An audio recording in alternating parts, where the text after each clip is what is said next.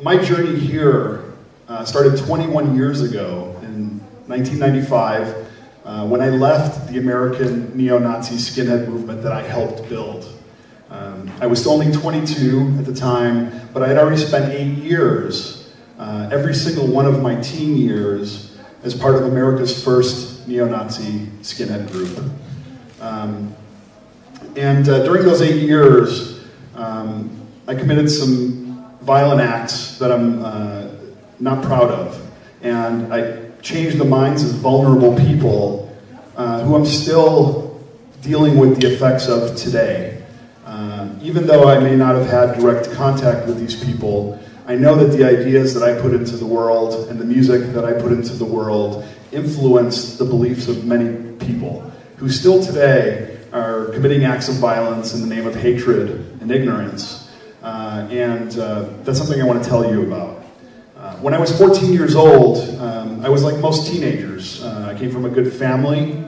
I liked to play football and I liked to chase girls, but I wasn't very successful at that because I had very low self-esteem and I was self-conscious and I had a very low opinion of myself because I didn't really know where I fit in. I didn't know what my identity was. Until one day when I was 14 years old and I was standing on the street and I was smoking a joint, being self-destructive, when a man approached me who was twice my age, and that man approached me and he pulled the joint out of my mouth and he crushed it with his boot and he looked me in the eyes and he said, "Don't you know that that's what the Jews and the capitalists want you to do to keep you docile?"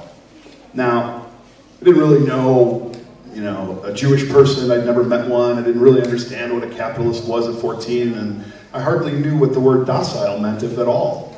But what struck me about this man was that it was the first time that an adult in my life seemed to care about me enough to provide a solution for the problem that I was facing, rather than somebody like my father telling me, "Well, don't do that because it's stupid," or "Don't do that because you're not supposed to." This man gave me what I perceived to be a valid reason, even though I didn't completely understand it. He seemed to provide an insight that showed that he cared about me. That man was Clark Martel, and he was America's first neo-Nazi skinhead leader, who happened to start the organization, the first neo-Nazi skinhead group in America, right across the street from where I lived. And over the next couple of weeks, I really started to idolize these people who had shaved heads and boots and looked tough and listened to music that solved the angst, seemed to solve the angst that I was feeling inside as a lost teen. So it was very attractive to me, from going to a position of complete powerlessness to now one that gave me complete power. So how does a normal kid from a normal family with a lot of love turn into a monster who can stand at the gates of Dachau concentration camp in Germany and do something that's highly illegal and highly demeaning to other people? It was because it filled me with a sense of false power. I didn't know any Jewish people growing up. I didn't dialogue with black people. But they were still blamed for all the problems in my life. They were blamed for the unemployment, but my parents were unemployed. They were blamed for the drugs, but there were no drugs, real drugs in my neighborhood. They were blamed for crime, but the only people that I saw committing crimes were the people that I knew in my neighborhood. So it was an us against them mentality. In 1991, I was in a band called Final Solution, and this is a picture of me playing in Germany to 4,000 skinheads.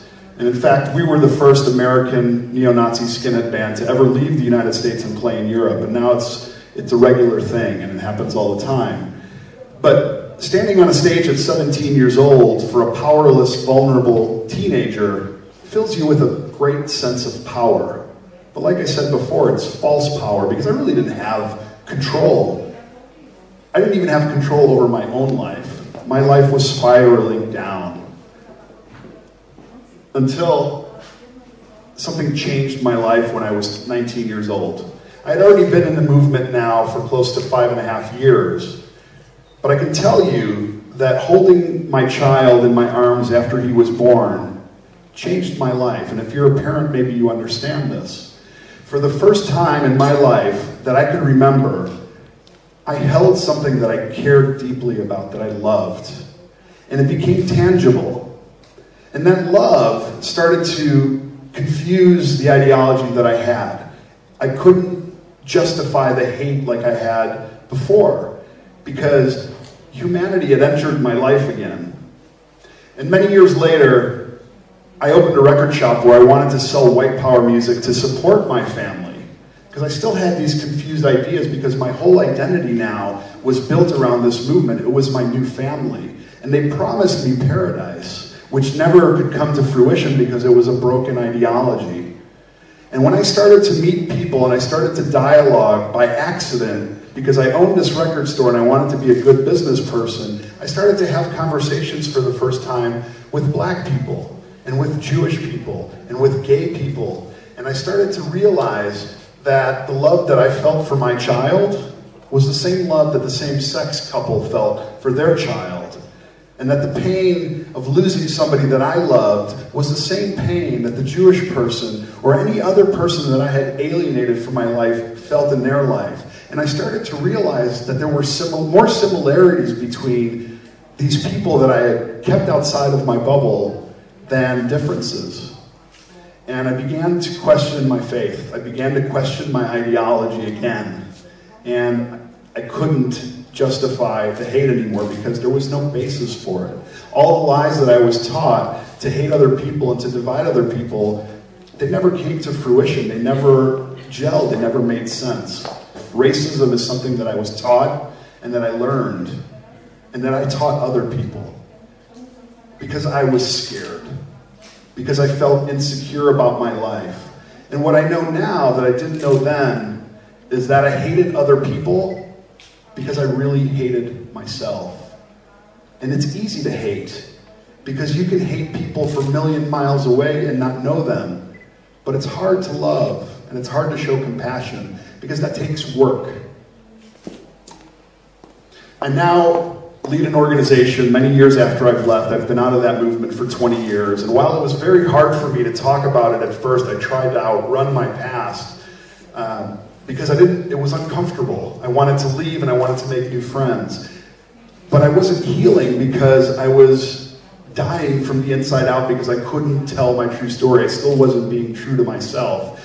So in 2009, I formed an organization called Life After Hate to help people leave these hateful movements and to provide support for them. Because I learned that people join extremist groups because there's something missing from their life.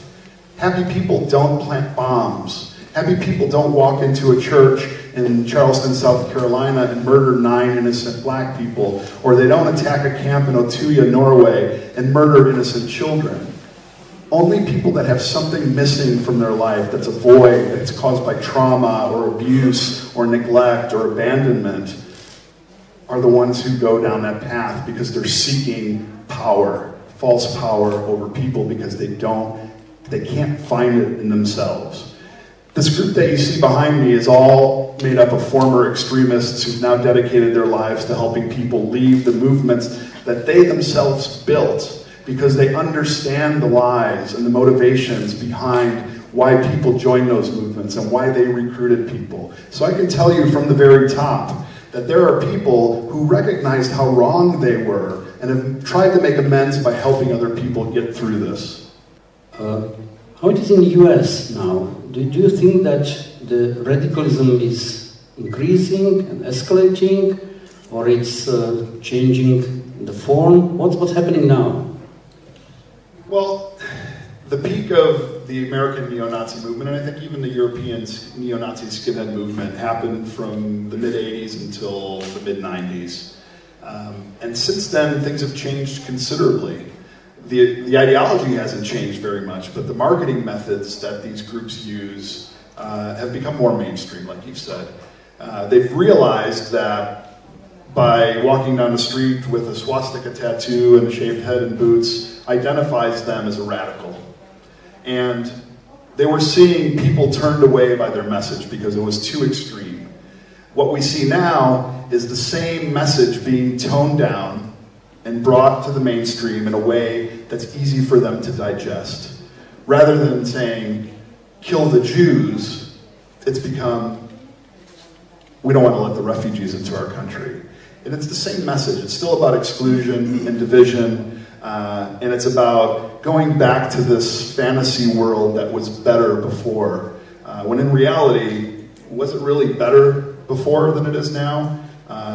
I don't think so. We've made some incremental progress, but the politicians and I think the leaders of these movements realize that they have to change their marketing tactic. But I think that the movement is actually bigger today than it ever was. We just don't see them like we used to. They've learned to not be as violent on the street, although there's still violence. And they've learned to just massage the message a little bit more so that the average person can digest it. And they don't look like that person in front of the gates of Dachau anymore. They look like the people in this room. They look like you, and they look like me, and they look like him. And it's infected everybody.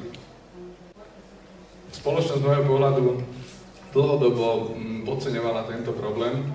Prisudzujem to kombinácii viacerých okolností. Jednou z nich je samozrejme vždy zbožné želanie, aby takéto veci neexistovali. Takže ak sa budeme tváriť, že neexistujú, tak nebudú.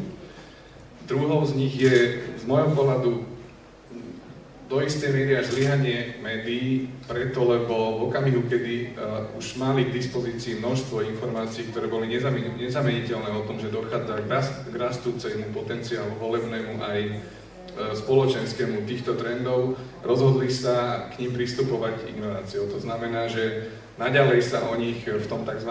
Mainstreame nepísalo, nekomunikovalo a keď už, tak naozaj len vo veľmi skreslenej podobe. Toto geniálne využil Marian Kotleba vo svojej osobnej prezentácii a presadzovaní svojho obrazu ako obete systému preto, lebo ak sa už o ňom písalo, alebo ak ste ho videli v nejakých novinách, tak ste ho videli ako obeť systému, ako muža, ktorý leží na zemi a na ňom sedí 5 policajtov a robia mu zle. A on zachraňuje toho obyčajného človeka pred politikom, pred systémom a podobne. Vyústilo to do toho, že 2 týždne pred parlamentnými voľbami na Slovensku neexistovala jedna prieskumná agentúra alebo jeden prognostik, ktorý by povedal, toto riziko tu existuje a zrazu sme sa ocitli v parlamente so stranou s 8% a som presvedčený, že ešte zďaleka tých 8% nie je prejavom skutočného volebného výtlaku radikálnej scény. Yes, and you're seeing politicians who are using their past to now become the victim. We're seeing that in the United States as well. We have an election going on, and maybe you've heard of this guy, Donald Trump, that keeps coming up in the news. And what he's doing is really tapping into the fears of people intentionally. Because while he doesn't really have a strategy or a plan, it's gone, and what we're seeing here, I think, in Slovakia, and particularly in this city, is that the message of the politician has gone from one of hate to one of help. It's no longer, we're against them, we're for you. So, when you see, people dressed in these green shirts who are going to rally around a victim of some crime, saying, we're here to protect you, instead of going to hurt those people, that makes people more comfortable with the message. And that's dangerous, because the ideology is not different. It's just a tactic that's different. Some friends of mine and I, some skinheads, were drinking, and it was late one night, around midnight, and we went to a McDonald's, drunk, trying to get some food. And when we walked into the McDonald's, the only people that were there, the only customers, were 3 black teenagers. And when I walked in, very loudly I said to them, this is my McDonald's, and you have to go. Same thing that's happening with countries and things like that. And of course they were scared because there were more of us and we were very intimidating. And we chased them out the door and they ran across the street when one of them stopped and pulled out a gun from his jacket and shot 3 shots at us. They missed, didn't hit anybody, and then the gun broke. When we caught this boy, we started to beat him so badly that you could hardly tell that he was a human being anymore. And his eyes were covered and his face was covered in blood. And as we were kicking him, and as I had him on the ground kicking him, he managed to open one of his eyes. And somehow I connected with this person who I'd almost killed. And I looked him in the eyes, and I took a step back, and a feeling overwhelmed me that this could have been my brother, or it could have been my father or my mother, or somebody that I cared about. And instantly I thought, he probably has a brother and a mother and a father that he cares about. And for a moment, empathy entered my life, and I was able to feel his pain. And that was one of the first moments to me that I realized that the violence I was committing was not just an act of throwing a piece of paper away in the garbage. It was the act of hurting another human being who had feelings, who experienced pain, who had people that cared about him and loved him. And that was the first moment, because that happened before the birth of my child, where I really started to question if violence was the answer. Had violence ever contributed positively in my life? Had it ever helped me solve a problem? In fact, it only created more problems for me. I'd been arrested for fighting. I'd been kicked out of 6 different high schools, one of them twice. It didn't contribute in a positive way to my life at all. But more than that, it was the empathy that started to fill in these cracks that had formed in my heart from this confusion about my ideology now. And it almost created more confusion, because now I was really struggling. Before that, I knew I was passionate, I was marching forward. But when this happened, it really started to question, why I was here. Why was I doing this? And who was I hurting in the process? I don't know what happened to that boy, but I can tell you that that moment probably changed his life forever. I don't know if he recovered. I don't know how it affected his family. But there are repercussions for every action we take, good or bad. And we have to make conscious decisions to try and make good decisions to affect the world, because the bad decisions that we make, they snowball, and they affect other people in ways long after we've left those situations. So for me, that was one of the moments that really helped open my eyes to this belief and start to question what it was that I was doing. Hi Christian, my name is Michal Zurko. I live here in Moscow. I have a question for you. Slovak Pospolitos, or Slovenská Pospolitos, the Nazi party of Slovakia. There is one big problem I see with this party. Many of my friends who are definitely not neo-Nazis, not skinheads, many of my friends who used to vote for either right parties or left parties, they picked up Kotleba in the previous elections. They are frustrated, they are just upset with the state of society Slovakia is facing today, and so on and so on. How would you explain to those people that Kotleba truly is a fascist? I know he is, I understand it, but how would you understand to someone who doesn't properly understand politics that this person is dangerous, that there are parallels with Hitler or Diesel or anyone like that? Thank you. Thank you for your question. And I'm going to answer your question. I think the problem is there's a lack of opportunity for people. If people had a better opportunity to be successful, happy, and when I say successful, I don't mean rich. I mean able to support your family and not struggle to feed your family, and not have to work 60 hours a week and never see your family just because you want to put food on the table. And for young people, there's not a network for them to enter into success.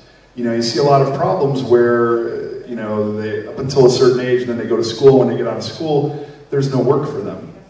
And I think that we need to provide opportunities to young people so that they don't feel frustrated with the system. We need to do a better job of that.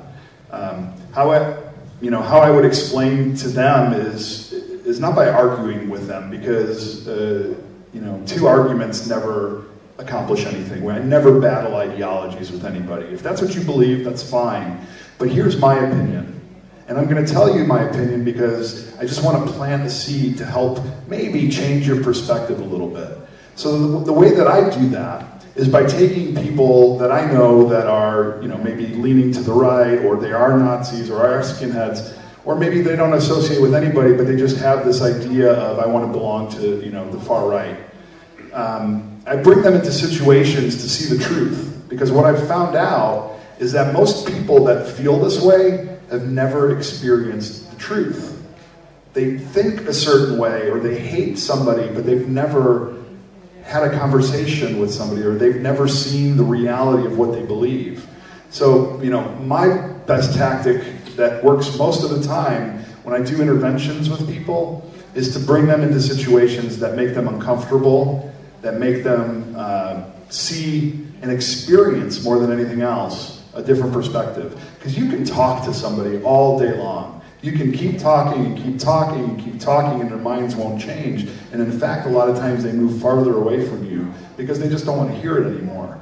But it's hard to deny somebody's own feelings. So when you put them in a situation, and it's a situation that they're uncomfortable with, and maybe they'll start to develop a feeling of empathy, or they can relate to the situation somehow. Really, that's the best way that I've seen to make people understand. Because, you can teach somebody something, but they lose that education. You can say something to somebody, and if they don't relate to it, they won't grasp it. But putting people in a situation where they're forced to feel something, that's something that's very hard to deny. So, what I would do is, specifically in Katlaba's situation, is maybe take them to meet some Roma and show them that they're just people. They're not all criminals. They're not here to, rob everybody. They're not all gypsies who want to steal children. In fact, that's probably a very, very small portion of the population. Just like, radical Islam is a very, very small portion of Islam. And in fact, it's not even Islam. It's a bastardized version of Islam. And just like, white separatists say, oh, we just love our country, we're just proud. But really, the whole idea is, we think we're better than other people, we don't want them to integrate into our society, so we want to keep them separate. That to me is still supremacy, that to me is still racism. So I hope I answered your question. Two things. The first one is very short, and it deals with young people. Young people don't want to be talked to, they want to be heard. So I think we need to empower young people with our guidance to make their own decisions, to empower them to lead at a young age. And second, and maybe this is a problem more in the United States because we have more access to guns, and maybe our mental health system is not available to everybody who needs it. But I really think that it's important that we start classifying white extremism as terrorism. The same way that we classify something that happens from what we call radical Islam terrorism. There are instances in the United States, and maybe they happen here too, where if two things were put next to each other, and a white man walks into a church and murders 9 black people, based on an ideology, it's called mental illness. And it's a crime to do what he did, but it's not terrorism. But the same person, if he were claiming to be a Muslim, walked into that same building and murdered 9 innocent people, we instantly call it terrorism. And until we start equating both, because they both feed off of each other, they both exist from each other. Radical Islam grows because there's Islamophobia. Islamophobia grows because there's radical Islam. And until we start calling terrorism what it is, people killing other people and terrorizing them based on an ideology, it's terrorism. And until we start calling it that, they won't be treated the same.